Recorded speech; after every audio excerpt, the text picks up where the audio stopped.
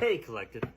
As we turn the corner on this epic season of karmic purging and rebirth, I thought it might be worthwhile to spend a minute talking about what I believe to be one of the most important and yet most highly misunderstood pieces of wisdom that Jesus offered during his life here, when he said, turn the other cheek. It has to do with how we respond to attacks, unprovoked, unmerited, unjust attacks from others, people in the so-called karmic camp who are playing the game of service to self rather than what I call our game, which is service to other, or rather service to the shared self in other. Or maybe you could just call it love. A lot of people have taken that to mean that if we're attacked, we should just allow that and then let ourselves be attacked, and that is a loving thing to do. I would argue that nothing could be further from the truth. When we're attacked by someone, be it overtly through physical means or through energetic attacks, which are far more common and actually tend to be far more potent because they're invisible and they often go unknown, leading us to dark inner dialogues where we end up attacking ourselves. The proper response isn't just to allow that. The secret to decoding that wisdom, I believe, has to do with understanding how to access and properly use the emotion of anger. The dark side's playbook, and that would include people of the official world, of police and federal agencies who aren't playing on our side, understanding, of course, that there are good people in all walks of society, including the government and the police. But people who are playing for that side, they count on us being provocable. If we're provoked and we respond with anger directed back at the assailant, what that does is that gives them a right then to respond in kind, which then leads to a back and forth dance of aggression in which we are susceptible to their laws and ways of doing things. So what we want to do to take that wisdom, put it into practice, is to be sure that when we're attacked and when we feel angry, we don't react impulsively with aggression or suppress that feeling and act polite in order to avoid conflict. The correct response, Jesus would support or condone, one that he certainly trained me over a long period to try to master, is recognizing the aggression, taking that energy, transmuting it, and directing it downward into a stand for a principle of justice, balance, equality, our right to be treated with honor. And when we stand for that principle, we first and foremost stand for our own right to be treated with respect, honor, honesty, and love. And we honor that right and hold on to it by holding a field in which we extend that same right to the truth within our brothers. Now, let's assume that a brother has fallen into a state where they believe they have something to gain by attacking us, and they make an unprovoked, unjust attempt to oppress or thwart us in some way that violates those divine rights. And I would argue that they are divine, which is why this works, which is the point I think Jesus was making. Let's say that happens. If we use that attack to attack ourselves, get mad, and then attack back, we're now playing their game. But if instead we are holding a field in which we refuse to dishonor or lie to ourselves or be unloving with ourselves, or to allow ourselves to treat others that way, what happens is that energy of attack basically bounces back onto the aggressor. Then the matter is handled by the laws of divine justice, which, if we've done the work to place faith in them at the physical level, which does require courage and work, but if we've done that work, then that field is impenetrable.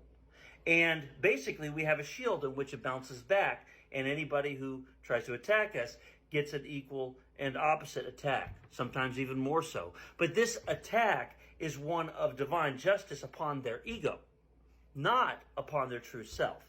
You see, the point of view I'm arguing, and the one that Jesus tried to articulate thousands of years ago, is a little difficult to understand because it's assuming that who everyone is at their core of cores, and their original state as God created them, is essentially one with us, is the light, is the Christ.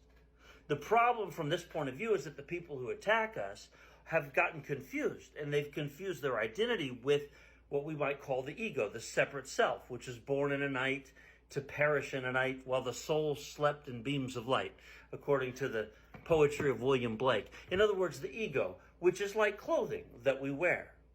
If we are attacked by someone, and we're able to see that they are not the ego that they think they are truly the light, but they've just gone mad and fallen asleep, then we don't take it personally. And in fact, the only part of us that could take it personally would be our own ego, which is also a mistaken identification of self on our part. So, to sum up, I believe that what Jesus meant by, turning and offering the other cheek is taking a stand that who we are is one, and that who we are can't be damaged by the attack, nor will we take the attack as food to damage ourselves, nor will we damage ourselves internally or by reacting. Who we are is one with God. We stand for that fully at a mental, emotional, and physical level. And when we do that properly, we have a field around us where all attacks bounce off us. It's like a divine shield.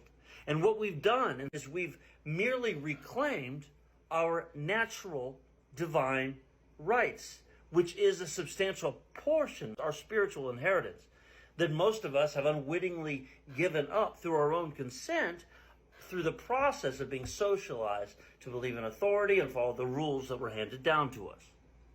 So please understand, you have a right to be treated with truth, honor, and love, and no one can violate that right except yourself. The challenge for those of us now emerging into this new world, I like to think of it as a return to Eden of sorts that we're creating together based on truth and love and honor, is that we have to be willing to take whatever attacks come and feel the emotions that come with them and not let the ego respond impulsively, but rather to feel into them, which alchemizes them through acceptance, which is love. Right? That's truthfulness internally. That's honoring internally. Until we can direct them in a way that stands for loving ourselves, being truthful to ourselves, and honoring ourselves, honoring our truth. And when we do that to a sufficient degree, we restore this boundary where we can no longer be provoked. And then when we're attacked, we eventually begin to see that the other person is not someone to attack back. Who they are is ultimately beyond this ego artifice. Who they are is one with us. And we see them as that and respond in kind. That vision, which has been called the vision of Christ, is what ultimately makes our shield impenetrable and makes it so that we can't be violated by all the armies of the earth. Now, very few of us have shields like that. That's what made Jesus Jesus. But that is the work I've been embarking upon pretty much full time for the last 3 years, consciously, and most of my life as I sought the truth and understand how to live in this world without selling my soul. And now it's gotten to the point where it seems to be working pretty well. I've had a few different run-ins today with people from the other side who seemed to be aware of my situation and sort of imposing in my space, and I didn't react. Whatever fear I felt, I just sort of channeled it downward and relaxed. And those situations seem to take care of themselves. And I found this to be the case for the many, many, many attacks that I've experienced energetically and literally over the past year as I've been fighting this battle consciously. And now as we approach the end game, you may be finding that although the dark side's towers are falling, you may find they're also being more aggressive than they used to be. It's becoming more overt. My advice to you is to stand strong, feel into any fear or anger that you may have, hold that with love and acceptance, and channel it downward into your stand that you're a child of God and that you have a right to be treated as such. If you really believe that, if you extend that, your shield will be impenetrable. Keep up the good work and use any opportunities that arise as practice. God bless.